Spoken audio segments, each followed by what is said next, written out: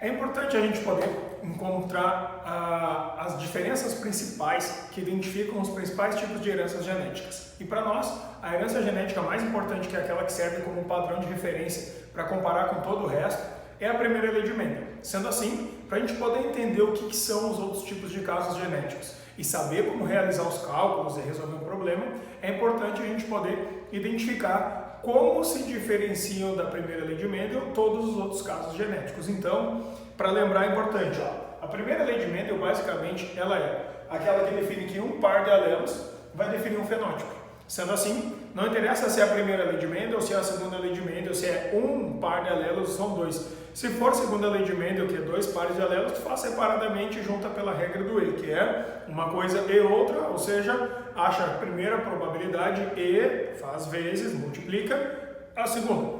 Então, nesse caso é bem direto, tá? Então, nesses casos, exemplos simples, só para lembrar, que é ervilhas. Em ervilhas, a gente sabe que um par de letras define um fenótipo. Vamos pegar a cor, que era o fenótipo inicial do que o Mendel estava estudando. Então, nesse caso, um par azinho definia um fenótipo, que era o fenótipo amarelo, que era a cor amarela. Um fenótipo amarelo também poderia ser definido por um outro par de letras, mas é um par de letras, que era o azão. Então, sempre um par de letras define uma coisa. Se fosse o par azinho, definia a cor verde, mas ainda assim, um par de letras que define um único fenótipo, o fenótipo cor amarela ou verde, depende de qual é o par de letras, mas ainda assim é um par para um fenótipo.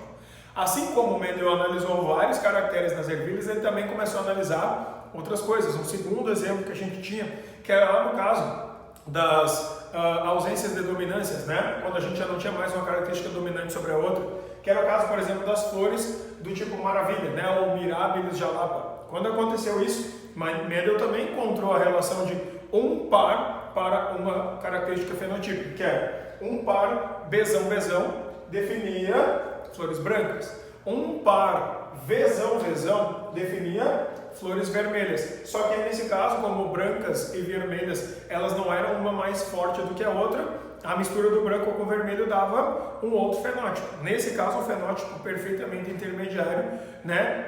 Explicitando a ideia de uma ausência de dominância. Então, que era as brancas com as vermelhas que davam BV, que era um par BV de alelos, dava flores rosas. Sendo assim, o que acaba acontecendo é que na primeira lei de Mendel, para cada um par de alelos, nós vamos ter a formação de um fenótipo. Então é baseado, comparando com a ideia da primeira lei de Mendel, que a gente vai interpretar quais são os outros tipos de heranças genéticas que a gente pode ter. E essas heranças são bem importantes, porque às vezes tu tem uma questão que é meramente teórica e só precisa identificar então nessa questão que tipo de padrão de herança nós temos. Então, a primeira lei de Mendel pode ser com dominância ou sem dominância, mas é um par de alelos para uma característica fenotípica. Mas, considerando isso, a gente sabe que às vezes um par de alelos que define uma característica, ele pode acabar levando a outras situações. Por exemplo, uma outra situação bem importante, que é a situação dos genes letais. Quando a gente tem um par de alelos, e esse um par de alelos produz danos que levam os indivíduos à morte.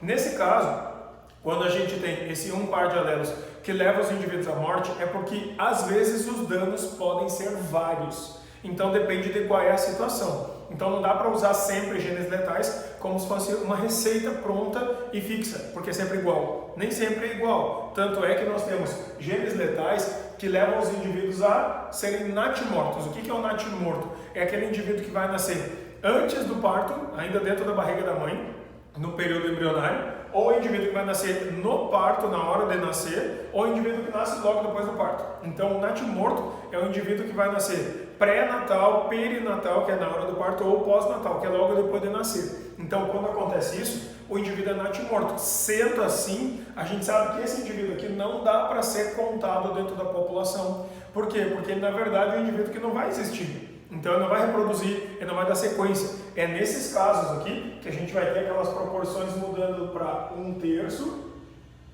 e 2/3, ou 33% a 66% nas probabilidades, porque são indivíduos que não reproduzem. Só que aí vocês devem cuidar, porque às vezes o gene letal não afeta o indivíduo logo que nasce, ou perto do nascimento, ou antes do nascimento. Ele, na verdade, pode atacar o indivíduo e fazer com que o indivíduo morra lá depois de velho. Então, vai acumulando problemas ao longo da vida, o indivíduo vai enfraquecendo, vai morrer. E, às vezes, o gene letal pode afetar o adulto. E esse adulto aqui, ele pode reproduzir e passar para frente o seu problema genético. Então, quando acontece isso, esse indivíduo talvez reproduza, ele pode sobreviver por alguns anos, vários às vezes, então as proporções podem não mudar e ficar com aquelas proporções que vão ficar 1/2, 2, 1/4 e 1/4, né? Que seria 25%, 50%, 50%. Então, cuidado, depende de que caso está acontecendo. Mas uma coisa é certa, quando a gente tem genes letais, os genes eles promovem fenótipos que são defeituosos. Defeitos do coração, defeitos no cérebro, problemas na formação da cabeça, dificuldades de organização do sistema nervoso. Dependendo de onde vai ser o problema, o indivíduo pode ter problemas muito severos e pode não sobreviver. É os casos que acontecem, por exemplo, com o nanismo por acondroplasia, que seria problemas na formação nas cartilagens que originam os ossos dos membros e leva o indivíduo a ser anão, mas se tiver 2 alelos ele pode acabar causando defeitos em outros órgãos, como por exemplo órgãos internos, né, tipo fígado, coração e tal, e aí o indivíduo vai acabar morrendo. Sendo assim, o que acaba acontecendo é que é normal que a gente tenha um par de alelos que pode afetar alguns fenótipos. Dependendo de tamanhos problemas que podem ser causados, pode levar o indivíduo à morte. Então, nesse caso, é possível que a gente tenha situações onde genes letais também sejam exemplos de pleiotropia. O que é a pleiotropia? A pleiotropia é um outro tipo de fenômeno genético, só que nesse caso, a gente vai ter um caso genético onde dificilmente aparecerão cálculos para a gente. O que vai aparecer? A única coisa que vai aparecer na pleiotropia é que tu tem que saber que sempre é um par de alelos que define vários fenótipos. 2 ou mais já é vários, tá? Então, quando a gente tiver um par que define o primeiro fenótipo, define o segundo, depois define o terceiro, define o quarto, todos ao mesmo tempo, por causa de um par de letrinhas, que significa vários fenótipos, 2 ou mais, já é um caso de pleiotropia. Então, quando a gente tem isso, é normal que em vez dos fenótipos serem todos lindos, perfeitos e maravilhosos, quase sempre esses fenótipos todos que serão formados são fenótipos defeituosos, são fenótipos problemáticos de algum jeito. Então, o que acaba acontecendo? Nesses casos aqui, é comum que a gente tenha o seguinte, um par que define muitas coisas e todas elas vão ficando pela metade, vão sendo feitas mal feitas, e aí o que acaba acontecendo é que o indivíduo tem probabilidade de morrer. Se os fenótipos forem muito defeituosos e o indivíduo acabar morrendo por causa desse efeito pleiotrópico, a pleiotropia e os genes letais se confundem, se misturam e são a mesma coisa. Por exemplo, quando a gente tem genes letais, no caso dos nanismos, né, no caso do anão, a gente vai ter um caso que não vai levar o indivíduo à morte, a não ser que tenha em dose dupla. Mas, quando a gente tem, por exemplo, síndrome de Marfan ou a aracnodactilia, nós vamos ter um efeito que dificilmente leva o indivíduo à morte. O indivíduo vai nascer com vários problemas ao mesmo tempo. Pode vir a morrer em decorrência disso? Até pode, mas não é sempre. Então, nesse caso aqui, ó, a síndrome de Marfan ou aracnodactilia, ela causa problemas. Fenótipo 1, no coração, deficiência na formação cardíaca. Fenótipo 2, nos olhos, formação defeituosa da íris e da córnea. Efeito 3, problemas de formação nos vasos sanguíneos, então pode além do coração os vasos sanguíneos terem diâmetros menores ou maiores ou paredes muito delgadas. Fenótipo 4, né, fenômeno de formação dos ossos com defeito. Nesse caso, problemas de crescimento exagerado, normalmente nas extremidades dos dedos, e os ossos mais longos, tipo do fêmur, o húmero, podem ficar muito longos. Então, o que acaba acontecendo é que a pessoa vai ter um aspecto mais magro e alto, com dedos muito finos e longos, fazendo com que as mãos fiquem grandes, problemas de formação no olho, no peito, nos ossos do peito, no coração, nos vasos sanguíneos. Então, é tudo por um par de alelos. Esse par de alelos, ele pode definir vários fenótipos ao mesmo tempo. Sendo assim, é um fenômeno de pleiotropia. Sempre que o fenômeno de pleiotropia causar muitos tipos de fenótipos simultâneos e ele levar isso, normalmente por causa do número de defeitos, à morte, ele também é um caso de genes letais. Então, às vezes a pleiotropia é mais séria e leva à morte. Aí é gene letal. Se não levar à morte, é só pleiotropia. Então, cuidado para evitar a confusão nesses casos aqui. Da mesma forma que a gente está analisando, comparando tudo com a primeira lei de Mendel, a gente deve cuidar uma coisinha. Existe um outro caso, um quarto caso, que é quando a gente tem, em vez de pleiotropia, a gente tem polialelias, que significa vários alelos ao mesmo tempo ou alelos múltiplos. Quando acontece isso, normalmente isso é um fenômeno que aconteceu com uma característica genética que seguia, normalzinho, as ideias mendelianas, que era um parzinho de letras para um fenótipo só, e aconteceu uma mutação no meio. Quando acontece isso, nesse caso, nós vamos ter um alelo, não é dois alelos, não é um par, é uma letrinha, tipo é só o azão ou só o azinho. Essa uma letrinha, esse um alelo, ele vai sofrer uma mudança na sequência de nucleotídeos, daquelas bases nitrogenadas, adenina, timina, guanina, algumas troquinhas ali, vão fazer com que surja um alelo mutante. Então, o que vai acabar acontecendo? Se esse alelo mutante surgir e ele for muito defeituoso, ele nem se propaga na população. Só que se esse alelo mutante surgir e não tiver tantos defeitos ou não levar o indivíduo à morte, talvez continue existindo o alelo original, que era o que já existia, e o alelo mutante. E eles podem coexistir. Então, o que vai acabar acontecendo é que, em vez de ter um alelo só, tu passa a ter dois daquele primeiro tipo. Foi o que aconteceu, por exemplo, com o nosso sangue, o sistema ABO. No nosso caso, no nosso sangue, o que aconteceu? Nós tínhamos um alelo isão e um alelo izinho, o dominante e o recessivo. O dominante fazia, por fora das hemácias, aparecer uma proteína, e o recessivo não fazia. Então, eram dois alelos. Só que, em algum momento, o que aconteceu? A gente teve uma mutação e surgiram dois alelos dominantes. Por causa que esse alelozão, que era o que fazia aparecer a proteína pelo lado de fora da célula, começou a sofrer uma mutação e surgiu um segundo. Só que esse segundo não leva o indivíduo à morte, apenas diferencia do primeiro. Então, o alelozão ele originou um que já existia, que passou a ser denominado alelozão variedade A, com a primeira proteína pelo lado de fora. Segundo tipo, segunda variedade, alelozão com uma nova substância, nova proteína por fora da hemácia. Variedade B, então assim chamado. E aí surgiu uma substância, uma proteína nova pelo lado de fora da hemácia. Então o que acabou acontecendo? Já existia isso aqui, mas passou a existir agora esse outro tipo. Só que como o isão ele sofreu uma mutação e virou duas variedades, e essas variedades elas são coexistentes e o mais importante, elas não apresentam uma dominância sobre a outra, elas são codominantes. Então o alelo isão da variedade A, que era aquela que já existia, e o alelo isão com a variedade B, que é aquele que passou a existir, eles são igualmente fortes. Então, isão A não domina isão B. Eles são codominantes entre si. E ambos são dominantes sobre o alelo izinho, são mais fortes que o alelo izinho. Sendo assim, o que acaba acontecendo é que o izinho, como ele não sofreu mutação e não alterou variedade nenhuma, ele passou a ser chamado variedade zero.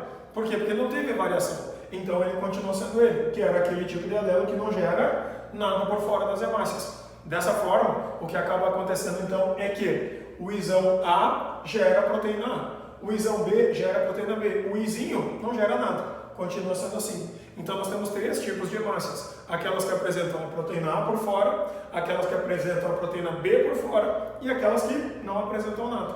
Considerando que exista então relação de codominância entre o A e o B, e que exista a relação de dominância que já existia desde o começo, dos alelos isão em relação ao izinho, a gente pode ter agora maior quantidade de genótipos, e normalmente maior quantidade de fenótipos. Quando acontece isso, nós temos então, para a formação do fenótipo sanguíneo do tipo A seguinte possibilidade, que é quando a gente tem o isão A com o isão A. Como eles são dominantes, vai dar fenótipo A. Sangue do tipo A, hemácias do tipo A. Segundo, quando a gente tem o alelozão A com o alelozinho, que seria um dominante com recessivo. Dominante mais forte, então aparece somente o A, não aparece nada do izinho. Então, nesse caso aqui, os dois tipos definem fenótipo A. Só que em vez do cara fazer um exemplo de um problema lá e ficar toda hora colocando isão A, izinho zero e tal, dá para simplificar, chamando apenas de A, né, que seria os dois alelos isão A, ou A0, que seria o A e o zero. É uma hipótese. A segunda possibilidade é quando a gente tem agora para o sangue do tipo B. Então, para a definição do fenótipo do tipo B, o que acaba acontecendo é que pode ter o B puro, que é isão B, isão B, izinho, que significa o dominante e o recessivo. Então, quando é os dois dominantes, vai dar o dominante, né? Isão B, sangue B. Então, em vez de botar isão B, a gente pode botar somente o B e o B. Ou o Bzão e o Izinho, né? O Izão B e o Izinho 0. Então, B e 0. Esses dois são os genótipos que ainda definem o tipo de sangue B, que é o fenótipo B. Só que a gente pode ter uma outra possibilidade, que seria quando a gente coloca agora os dois que são codominantes entre si, o A e o B. Se eu colocar os dois que são codominantes entre si, o A e o B, o que acaba acontecendo é que como eles não têm um mais forte que o outro, até porque os dois eles nasceram, eles surgiram a partir de uma mutação do alelo original, que é o Izão, eles são igualmente fortes. Então, quando eu coloco o Izão A e o Izão B juntos, o que acaba acontecendo é que vai formar um outro fenótipo que não existia, que é agora quando a gente coloca esses dois juntos. Quando acontece isso, nós vamos ter então fenótipo de sangue do tipo AB com um único tipo de genótipo, Izão A, Izão B, ou que pode ser representado pelo Azão e Bzão juntos.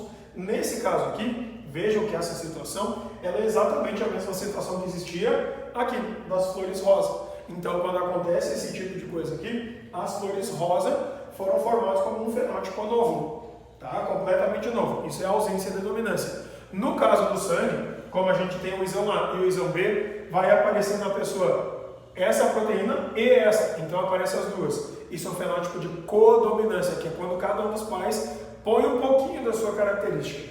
É o mesmo que acontece, por exemplo, com pessoas que apresentam traço falciforme, lá no caso da anemia falciforme. Então, na última situação, que é quando a gente tem, então, o último tipo de fenótipo sanguíneo, que é o fenótipo O, que na verdade é o fenótipo 0, porque significa 0 coisas pelo lado de fora. Então, quando acontece isso, a gente tem exclusivamente apenas, então, o Izinho e o Izinho, que significa é o mesmo Izinho de sempre, sem variações A ou B. Então, é uma célula que não apresenta nada do lado de fora. Sendo assim, nós vamos botar 0 e 0. 0 que veio do pai, 0 que veio da mãe. Por isso, pode ser representado ou simbolizado apenas pelo 0, 0 ou que a gente chama popularmente OO, né? O sangue tipo O. O que é o O? Na verdade, é a ausência de proteínas pelo lado de fora. Sendo assim, o que aconteceu para originar isso aqui?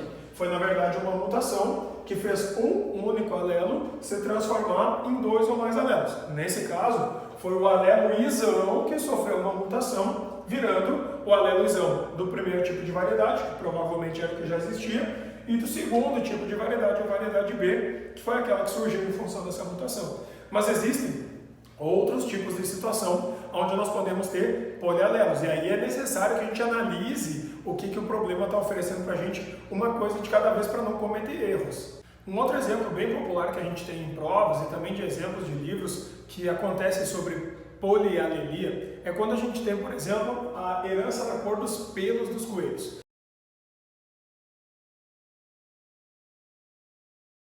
Nesse caso, a herança dos pelos dos coelhos, na verdade, aconteceu com uma mutação, não agora no alelo dominante, sim no alelo recessivo. Então, imaginando que no passado deveria existir apenas 2 tipos de alelos. O alelo Czão, que definia o coelho agute, ou chamado até hoje de coelho selvagem, que é um coelho que tem a cor assim marrom escuro, tá? Bem escuro. Segundo, o alelo Czinho, que definia o coelho de outra cor, que era a cor clara, tipo, sei lá, um marrom clarinho, ou de repente até branco. Aí o que aconteceu? Em algum momento na evolução desses animais, aconteceu uma mutação no alelo recessivo, fazendo com que agora surgissem 3 variedades, tá? Para cores de coelho que estão ligadas no alelo recessivo. O agute, que é o dominante, continuou sendo agute, o dominante, sempre mais forte. Mas o recessivo, como eles surgiram 3 variedades, eles começaram a ter variações de dominância entre um e outro. Sendo assim, nem todos os recessivos eram igualmente fortes. Então, o que acaba acontecendo? Nesse caso, o alelo recessivo ele sofreu 3 variações. A primeira, que define a cor de coelho ou a pelagem de coelho do tipo chinchila, que é um tom assim, desde o cinza claro até o grafite, até o cinza bem escuro. Ainda, um segundo tipo que é o alelo que começou a definir coelhos himalaios, que são coelhos todos brancos com as extremidades pretas, né? Ponta de focinho, de orelha, de patas e de cauda, tudo pretinho, o resto tudo branco. E o coelho albino, que é o coelho aquele todo branco com os olhos vermelhos, né? Então, que é o sem pigmentação. Então, o que aconteceu? Ao comparar esses alelos recessivos, a gente percebe que eles têm uma relação de dominância entre si e que todos eles são recessivos em relação ao dominante. Ou seja, na prática, dizer o seguinte: o dominante ainda é dominante sobre todos. Ele é mais forte que o chinchila, é mais forte que o himalaio e é mais forte que o albino, até porque todos eles são variações do recessivo. Mas, quando eu comparo todos os recessivos entre si, foi percebido que o chinchila é mais forte que o albino, ou que o himalaio, perdão, e que o himalaio é mais forte que o albino. Por que você conseguiu entender isso? Pelos cruzamentos. É só fazer cruzamento entre coelhos que a gente identifica isso. Então, sabendo disso, hoje a gente percebe que para os coelhos que têm o alelo cesão, todos eles vão ser selvagem. Não interessa com o que o cesão está. Se é cesão com cesão, é selvagem puro. Se é cesão híbrido para chinchila, é selvagem híbrido para chinchila, mas ele é selvagem, fenótipo selvagem. Quando a gente tem selvagem híbrido para himalaio, ainda é selvagem, só que ele tem um alelo que fica camuflado ali, que é recessivo, que é o do himalaio. Ou então cesão com azinho é selvagem, ainda é o marrom, híbrido para albino, significa que tem um alelo cezinho para albinismo está ali. Então, quando a gente tem agora os recessivos, o chinchila, ele pode ser Czinho, só que os dois com chinchila. Ou Czinho, chinchila, com Czinho híbrido para himalaio, ainda é chinchila. Ou Czinho de chinchila, híbrido para albino, ainda é chinchila. Então, tu tem 3 genótipos para a definição de coelho do tipo chinchila. Ainda, nós temos quando tem um coelho que tem pelagem himalaio, ou ele é himalaio puro, que é Czinho himalaio, ou Czinho himalaio e Czinho albino. Continua sendo himalaio, mas com hibridismo para albino. Então ele continua sendo himalaio. Agora, o albino, que ele é o recessivo dos recessivos, entre os recessivos ele é o mais fraco de todos, esse aqui ele só tem uma hipótese, que é Czinho para albinismo, Czinho para albinismo. Às vezes, quando aparecem exemplos assim clássicos, eles nem colocam azinho, botam só Czinho. Só que vocês devem cuidar porque esse exemplo, ele é um exemplo que está nos livros, mas às vezes o vestibular ou de repente onde vocês estão lendo podem estar usando um exemplo hipotético. Aí, essa relação clássica de dominância e excessividade vai ser dada pelo exemplo que eles estão fornecendo, pela questão em si. Aí vocês têm que cuidar para saber identificar quem domina quem. Como é que tu vai identificar isso? Bom, aí tu tem que ler e tentar montar a relação de dominância, que é o que a gente tem nesse exemplo aqui, por exemplo. Quando a gente for pegar isso aqui, é só fazer os cruzamentos normais, tá? Por exemplo, cesão com Czinho híbrido para chinchila, cruza, faz o quadrinho de Punnett, que é normal, para Czinho, por exemplo, chinchila híbrido para himalaio. Faz o cruzamento que vai dar as proporções normais, isso no mundo, tá? Então, um exemplo hipotético aqui de alelos e genes e características que a gente não conhece. Como é que a gente faz para identificar? Então, um exemplo quando a gente tem fenótipos e genótipos desconhecidos, mas que são de polialelos, que tem polialelias, que tem vários alelos que definem uma coisa só. Nesse caso aqui, por exemplo, a gente pode ter o seguinte: suponhamos que o problema diz assim para vocês. Sabendo que existe para uma determinada característica fenotípica o alelo T1, o alelo T2 e o alelo T3. Esses 3 alelos são alelos de polialelia que definem uma mesma coisa. Só que aí, quando a gente cruza os fenótipos T1 com o fenótipo T2 puros, a F1 é formado só de T2. Então aqui eu já tenho a primeira informação. Eu já sei que o T1 ele é mais fraco que o T2, então vamos guardar aqui a informação. T2 cruzado com T1 puros vai ser o T2 que vai se sobrepor. Então T2 é mais forte ou é maior que T1. Então para a gente achar qual é a ordem de dominância é importante fazer isso. Segundo, quando eu tenho T1 cruzado com T3, se eles forem puros, que é T1 sozinho, T1, com T3, vai dar T3. Então a F1 é de T3 puro. Sendo assim, eu sei que o T3 é maior do que T1. Então eu já sei que tanto o T2 quanto o T3 são maiores que o T1. Então, para poder construir essa relação de quem domina quem, eu já sei que o T1 é o mais fraco de todos. Então o T1 é o menor, é o mais simples de todos. Aí, agora eu tenho que descobrir entre o T2 e o T3 quem veio primeiro. Então nesse caso, ó, T2 cruzado com T3 deu T2, então o T2 é mais forte, então eu já sei que o T2 é mais forte que o T3. Então, ó, o T2 ele domina o T3 e o T3 domina o T1. Então aqui nós temos a mesma relação que nós tínhamos feito antes sobre quem domina quem. Agora tu já sabe, cada vez que tiver T2 com T3 dá T2, é que nem o selvagem. Cada vez que eu tiver o T2 com o T1, dá T2, que nem o selvagem.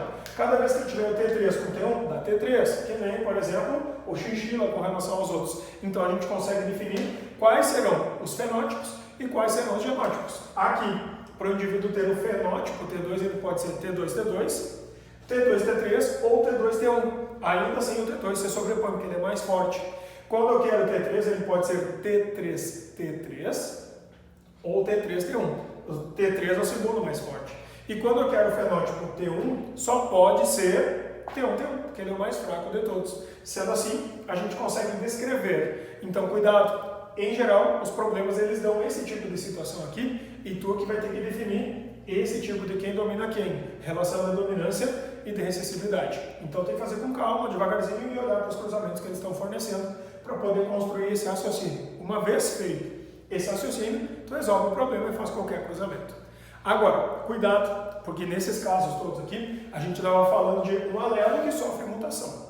Agora, a gente pode ter situações onde é que não é um par que define um fenótipo. Porque aqui era o par Czão que definia a cor do coelho, ou era o par Czinho albino que define a cor do coelho. Mas nós temos situações onde não é um par que define a cor, ou um par que faz várias coisas, ou vários alelos. A gente pode ter dois ou mais pares que definem um fenótipo só. Quando acontece isso, nós temos um tipo de herança chamado interações gênicas. Essas interações gênicas significam que são dois ou mais pares, tipo o par A, o par B, o par C, o par D, todos eles vão interagir para fazer uma coisa só. É como se fosse uma reunião, se fizesse uma reunião, onde todo mundo vai dar seu palpite para dizer, eu quero que seja tal coisa. E aí, você define o fenótipo. Nesse caso, a gente pode ter, então, dois ou mais pares interagindo para formar um fenótipo só. Só que a questão é, como é que eles estão interagindo? Se ajudando, combinando coisas ou atrapalhando um ao outro?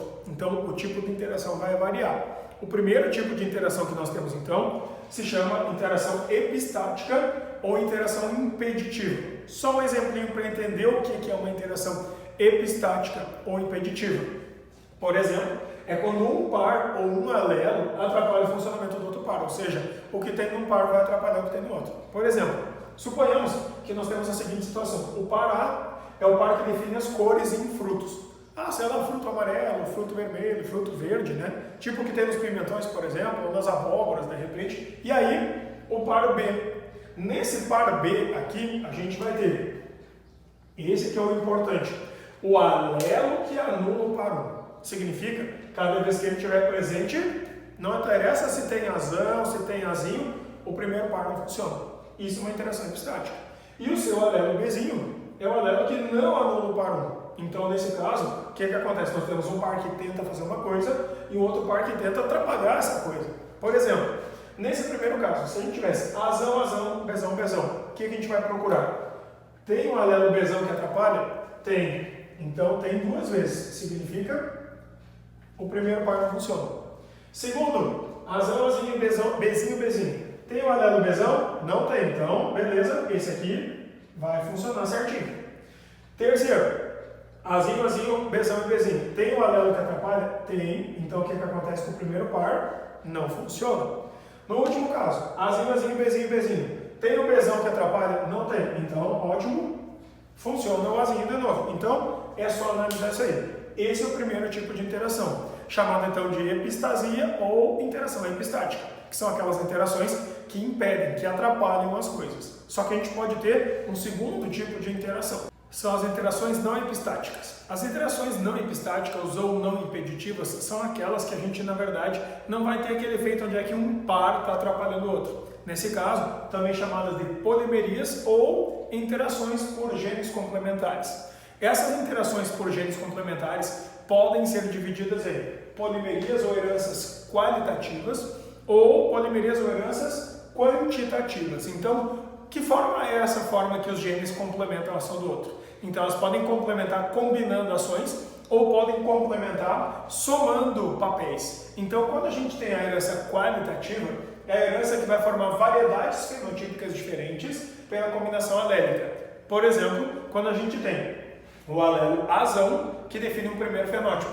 Se o segundo par que está com ele, que é o alelo B, que tem herança complementar qualitativa, ele não está presente pelo menos um dominante, o B não faz nada.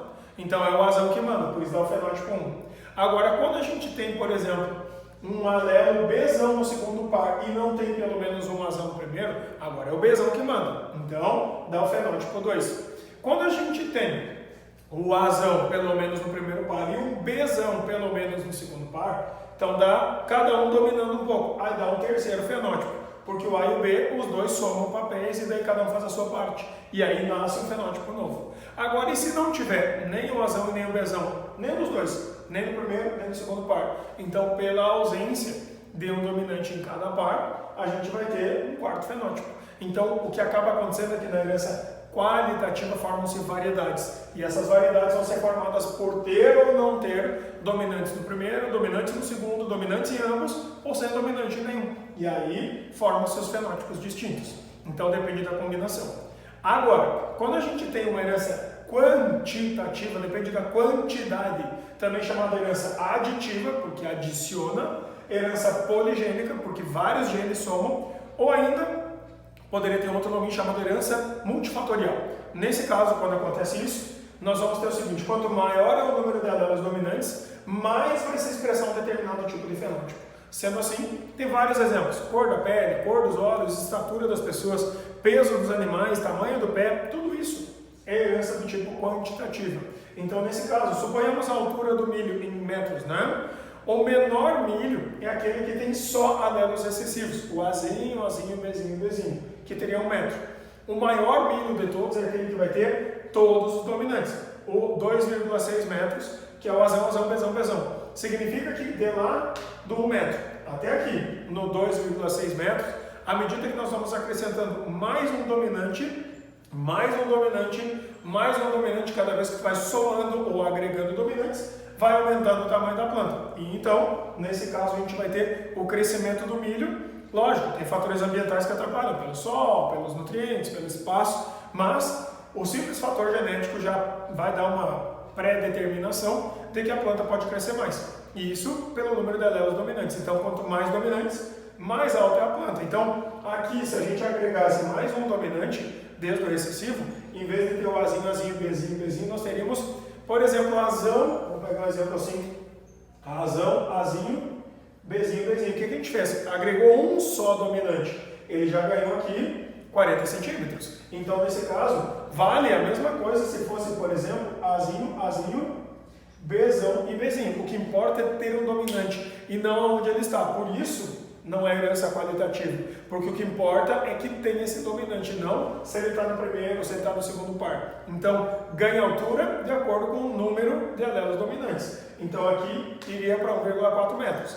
Aí, quando o cara passa para 2 dominantes e 2 recessivos, ou seja, mais um dominante ganha mais 40 centímetros. Então, é sempre assim.